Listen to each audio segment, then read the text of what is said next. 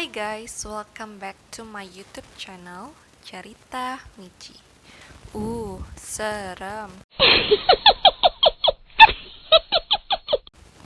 Halo semua, kembali lagi sama aku Michi. Pada hari ini aku baru aja dapet misi lagi nih dari Mr. X, yaitu untuk menceritakan ke kalian kasus-kasus kriminal terkonyol yang pernah ada. Nah, kalau kita dengar kata-kata kriminal gitu ya, pasti kan sangkut pautnya ke hal-hal yang kejam, yang serem-serem gitu ya. Tapi kali ini kita bahas kriminal yang konyol aja deh ya, yang bikin kalian tuh ketawa-tawa dan juga mungkin terheran-heran sama tingkah laku dari para tindak kriminal ini. Jadi nggak usah berlama-lama lagi, kita langsung aja bahas siapa aja sih kandidatnya. Yang pertama ada Muhammad Ahsan. Siapa sih guys Muhammad Ahsan ini? Jadi, Ahsan ini adalah komandan Taliban untuk wilayah Paktika di Afghanistan. Jadi, pada waktu itu, Ahsan diduga kuat ikut terlibat nih dalam penyerangan bom yang ditujukan kepada militer Amerika Serikat dan juga Afghanistan. Nah, yang lucunya adalah di pertengahan April 2012, Ahsan ini menyerahkan dirinya sendiri ke pihak kemiliteran Amerika Serikat dan juga Afghanistan. Wah, kok bisa ya? Padahal itu sama aja aksi bunuh diri dong ya. Tapi ternyata Ahsan ini dia tergiur nih guys sama imbalan yang ditawarkan pihak militer Amerika Serikat dan juga Afghanistan. Jadi pada waktu itu pihak militer Amerika Serikat dan juga Afghanistan, mereka menawarkan imbalan sekitar 100 US dollar kepada setiap orang yang bisa menemukan Muhammad Ahsan ini. Tapi ternyata tanpa diduga-duga, ya ampun, ternyata sasaran mereka datang sendiri nih. Nah, jadi Muhammad Ahsan ini dia bahkan mengaku ke depan pihak militer Amerika Serikat dan juga Afghanistan bahwa dirinya lah yang dicari-cari mereka. Dan pada saat itu bahkan dia mengklaim imbalan itu guys ke pihak militer. Sampai pihak militer Amerika Serikat dan Afghanistan ini bingung dan tertawa-tawa sama aksi Muhammad Ahsan ini. Dia bahkan dengan antusiasnya memperkenalkan dirinya bahwa dia adalah Muhammad Ahsan dan meminta imbalan yang telah ditawarkan oleh pihak militer Amerika Serikat dan juga Afghanistan pada waktu itu. Lucu ya. Gue bertanya-tanya sih apakah benar dia itu komandan. Dan yang kedua ada David Zurfluh dari Kanada. Jadi David Zurfluh ini dia adalah seorang remaja guys, berumur 18 tahun, asal Kanada. Jadi pada waktu itu dia ditangkap oleh pihak kepolisian Statler Kanada karena dia mengendarai kendaraannya di bawah pengaruh alkohol, dan di mana waktu itu pengaruh alkohol yang ada di dalam tubuhnya ternyata melebihi ambang batas yang telah ditentukan dalam peraturan lalu lintas. Nah, pada waktu itu di persidangan si David ini dia mengakui kepada hakim bahwa sebelum tes breathalyzer, jadi breathalyzer itu adalah tes untuk mengetahui kadar alkohol yang ada dalam diri seseorang guys. Nah, dia ternyata sempat mau mengelabui alat ini dengan cara dia memakan celana dalamnya sendiri. Dia berpikir bahwa dengan kain yang dia makan bisa mengurangi kadar alkohol yang ada dalam tubuhnya guys. Jadi mungkin menurut gue sih ya, di pikiran dia tuh kalau dia makan kain celana dalamnya itu, kainnya itu bisa menyerap cairan alkohol yang ada dalam tubuh dia gitu, sehingga nanti pas breathalyzer itu diteskan ke dia, kadar alkoholnya bisa menurun gitu, nggak melebihi ambang batas yang memang sudah ditentukan.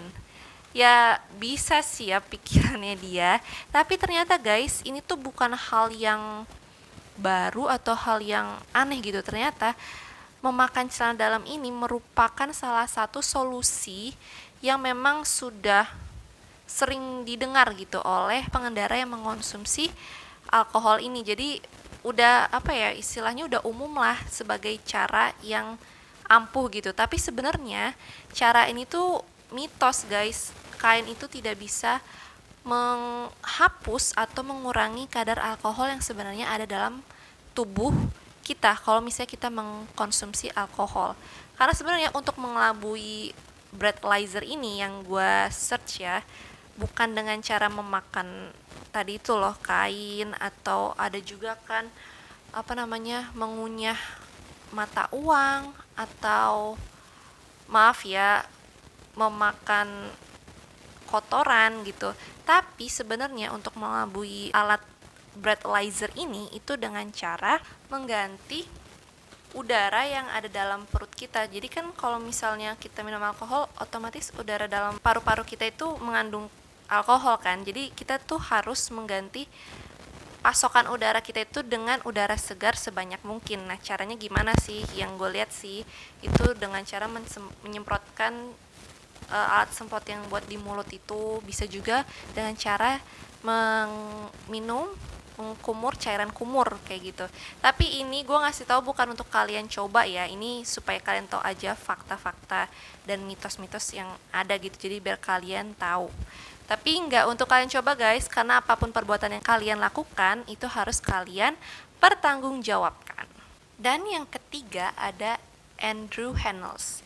Jadi guys, kriminal ini adalah salah satu kriminal yang sangat eksis di sosial medianya. Jadi pada waktu itu si Andrew ini dia berniat untuk merampok salah satu supermarket di daerah Kingsley, Norfolk. Jadi nama supermarketnya adalah Tesco pada waktu itu. Dan dia sebelum melakukan aksi kejahatannya itu, perampokan itu, dia update tindakannya di sosial media yang dia miliki, yaitu Facebook pada waktu itu. Dia menulis status doing Tesco over, yang artinya melakukan Tesco selesai. Jadi pada waktu itu dia juga menyertai foto selfie-nya dengan memamerkan pisau yang akan dia gunakan untuk merampok guys. Nah, otomatis dong ya, dengan updatean dia itu, dengan mudahnya pihak kepolisian bisa menangkap dia.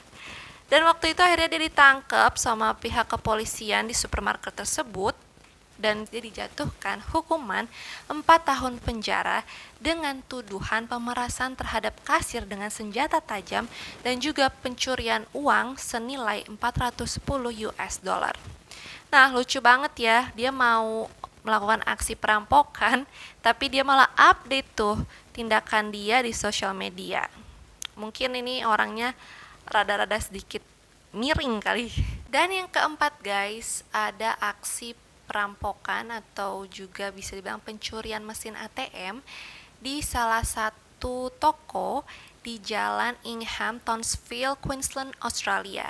Jadi pada waktu itu si perampok dia membawa rantai yang akan dia ikatkan ke mesin ATM dan dia akan sambungkan ke truk yang dia bawa. Nah, pada waktu itu berhasil sih, dia udah ngiket tuh mesin ATM-nya dengan rantai, terus disambungin tuh rantainya ke truk dia. Pas dia pergi, ternyata itu mesin ATM tetap di tempatnya karena rantainya itu ternyata copot, terlepas dari truknya dia gitu. Nah, kemudian akhirnya dia turun lagi deh tuh untuk menyambungkan lagi mesin ATM-nya ke truk yang dia bawa. Tapi ternyata guys gagal. Kenapa? Karena ternyata rantai yang dia udah persiapkan itu putus, nggak bisa disambung lagi. Akhirnya dia karena udah nggak ada persiapan apa-apa lagi tuh selain membawa rantai tersebut, ya udah deh terpaksa dia sedih, dia harus kecewa karena aksi yang akan dia lakukan itu gagal. Dan yang lucunya aksi ini terekam di CCTV dan membuat para penjaga dan pihak kepolisian tuh tertawa melihat aksi kegagalan dari perampok ini. Dan yang kelima, ada juga nih perampokan yang konyol yang dilakukan oleh pemuda berusia 38 tahun asal Inggris yang bernama Justin Stanfield. Jadi pada waktu itu Justin melakukan pembobolan garasi rumah Stephen Pickles, di mana pada waktu itu Stephen Pickles meninggalkan rumahnya untuk berlibur guys. Nah, kemudian Justin masuk ke dalam garasi Pickles dan dia mencuri barang-barang berharga, yang dimana barang-barang berharga yang dia curi dari rumah Pickles ini dia akan jual kembali untuk membeli heroin. Jadi Justin ini dia adalah salah seorang pencandu heroin guys. Jadi apapun yang dia curi ya dia jual lagi, yang uangnya akan dia gunakan untuk membeli heroin itu. Nah, pada saat dia membobol garasi Pickles ini, dia tuh ternyata melihat di dalam freezer ada banyak sekali minuman bir dingin dan juga es potong. Nah, karena emang dasarnya kayak si Justin ini tukang makan ya, akhirnya dia beristirahat sejenak tuh di sofa yang ada di dalam garasi. Dia minum minuman bir dingin dan juga makan es potong yang ada di dalam freezer tersebut. Nah, tapi sebelum dia minum dan makan, dia ternyata sempat tuh mencopot gigi palsu dia. Nah, dia letakkan tuh di atas meja, baru dia meminum bir dan memakan es potong yang ada. Nah, selesai dia minum dan makan, dia sudah memasukkan barang-barang berharga yang memang sudah dia niat untuk dicuri. Dia lupa lagi tuh untuk membawa gigi palsu yang sempat dia taruh di atas meja tersebut. Nah, akhirnya dia pergi aja langsung dari rumah si Pickles ini. Dan ternyata beberapa hari kemudian, dari gigi palsu yang terletak di atas meja tersebut, dia tertangkap oleh pihak kepolisian yang ada di Inggris. Dan kemudian guys, dia tuh dijatuhkan hukuman 16 bulan penjara atas tindakan perampokan yang dia lakukan. Lucu ya, gara-gara hobi makannya dia itu dan dia lupa untuk mengambil kembali gigi palsunya, akhirnya tertangkap deh sama pihak kepolisian. Nah, menurut kalian nih guys, di antara 5 itu, yang mana yang menurut kalian aksinya paling konyol? Kalau menurut gue sih yang pertama ya, yang Muhammad Ashan. Karena uang, karena imbalan 100 US dollar, dia menyerahkan dirinya ke pihak militer Amerika Serikat dan juga Afghanistan, yang dimana harusnya dia mikir dong, bukannya dapat duit, yang ada langsung dikrok sama pihak militer Afghanistan juga Amerika Serikat.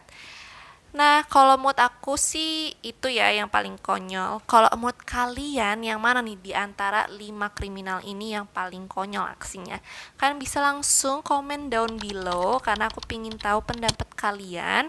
Dan jangan lupa ya guys untuk subscribe channel aku, untuk komen di bawah pendapat-pendapat kalian. Dan juga jangan lupa untuk mengaktifkan lonceng notifikasi supaya kalian bisa dapat notifikasi kalau aku udah ngerilis video. Nah, kayaknya untuk hari ini sekian dulu kasus yang ingin aku bagikan. Kalau kalian pingin aku bahas kasus-kasus lain atau hal-hal lain yang menurut kalian wah lucu atau serem atau apapun itu, kan bisa juga langsung komen down below, karena tenang aja aku bakal baca satu persatu komenan kalian. Dan jangan lupa ya guys untuk tetap jaga kesehatan kalian, untuk tetap melaksanakan protokol kesehatan, dan jangan lupa sebelum kalian melakukan aktivitas kalian setiap harinya berdoa kepada Tuhan supaya selalu dijaga setiap langkah kalian. Oke, sekian dari aku hari ini. Sampai ketemu di video yang selanjutnya. Bye-bye.